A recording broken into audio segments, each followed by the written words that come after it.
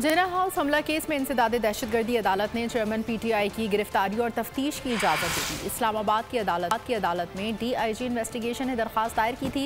मौक़िफ़ अपनाया था कि चेयरमैन पीटीआई से पूछताछ करनी है। चेयरमैन पीटीआई इस वक्त जेल में सज़ा काट रहे हैं। वकील कत्ल केस में चेयरमैन पीटीआई की नामजदगी के खिलाफ समाअत करने वाला सुप्रीम कोर्ट का बेंच तब्दील हो गया। चीफ जस्टिस पाकिस्तान जस्टिस ममता बंदयाल की सरबराही में 3 रुकनी बेंच आज समाअत करेगा। आप लोग इस मुल्क पाकिस्तान में आजाद हैं। सहाफती उसूलों पर कारबंद बोल न्यूज ने रखी रिवायत बरकरार। बोल न्यूज की जानिब से देखने वालों को यौम आजादी की बेहद मुबारकबाद। मुल्क भर से जश्न आजादी की तकरीबात बोल ने दिखाई अपनी स्क्रीन पर।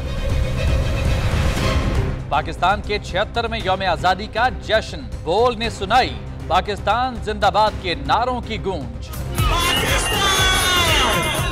बोल की सबसे बड़ी ट्रांसमिशन में पाकिस्तान का नाम रोशन करने वालों ने दिए कौम को पैगामात। बेपनाह मुश्किलात का सामना करके इस मुल्क को हासिल किया। आजाद कौमों को बहुत सी कुर्बानियां देनी पड़ती हैं। 76 वालियों में आजादी का दिन जोश खरोश के साथ मनाया, क्योंकि जिंदाबाद पाकिस्तान ये है बोल की पहचान।